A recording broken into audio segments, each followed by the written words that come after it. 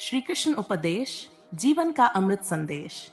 महाभारत के युद्ध भूमि कुरुक्षेत्र में जब अर्जुन मोह और शोक से विचलित होकर अपना धनुष छोड़ बैठते हैं, तब भगवान श्री कृष्ण ने उन्हें जो ज्ञान दिया वही श्रीमद् भगवद गीता कहलाता है।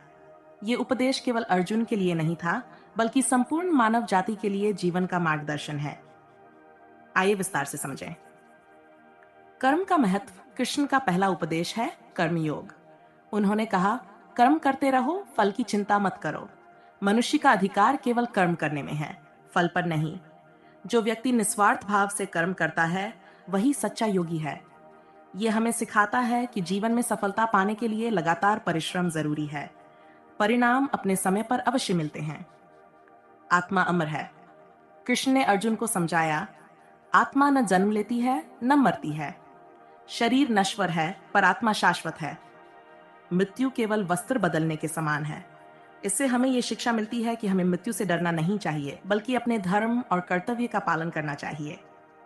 धर्म का पालन। श्री कृष्ण ने अर्जुन से कहा, तेरा धर्म युद्ध करना है, तू क्षत्रिय है। अपने धर्म का पालन करना ही सबसे बड़ा कर्तव्य है। अधर्म का समर्थन करना पाप है। ये संदेश देता है कि हर व्यक्ति को अपने जीवन का धर्म पहचानकर उसका पालन करना चाहिए, चाहे परिस्थिति कैसी भी हो। सार, योग और संतुलन। कृष्ण ने योग का महत्व बताया। योग कर्मसु कौशलम, अर्थात कर्म में निपुणता ही योग है। सच्चा योगी वही है जो सुख दुख, लाभ हानि, जय पराजय में समान भाव रखता है। इंद्रियों पर नियंत्रण करना ही योग है। यह हमें मानसिक शांति और संतुलित जीवन जीने की प्रेरणा देता है। भक्ति और समर्पण। कृष्ण ने अर्जुन से कहा, जो मुझे भजता है, मेरा स्मरण करता है, मैं सदैव उसके साथ हूँ। ईश्वर के प्रति समर्पण करने से भय और मोह समाप्त हो जाते हैं। भक्ति ही मोक्ष का सरल मार्ग है। इससे सीख मिलती है कि जीवन में चाहे कितनी भी कठिनाइयां आए, ईश्वर पर विश्वास रखना चाहिए। 6. मोह और आसक्ति का त्याग। अर्जुन मोह के कारण युद्ध नहीं करना चाहते थे। तब कृष्ण ने कहा, मोह ही मनुष्य को बंधन में रखता है। इच्छाएं और आसक्ति दुख का कारण है। जिसने मोह और लोभ का त्याग कर दिया वही मुक्त हो जाता है। 7. आत्मनियंत्रण और ज्ञान। कृष्ण ने ज्ञान योग का उपदेश देते हुए कहा, अज्ञान से मोह पैदा होता है और ज्ञान से ही मुक्ति मिलती है। ज्ञानवान व्यक्ति हर स्थिति में रहता है। आत्मसंयम ही सच्चा वैराग्य है। 8. निष्काम कर्म ही मोक्ष का मार्ग। कृष्ण ने बार बार कहा, फल की इच्छा त्याग कर केवल कर्तव्य करो। त्यागी और योगी वही है जो बिना स्वार्थ कर्म करता है। ऐसे व्यक्ति को अंततः मोक्ष प्राप्त होता है।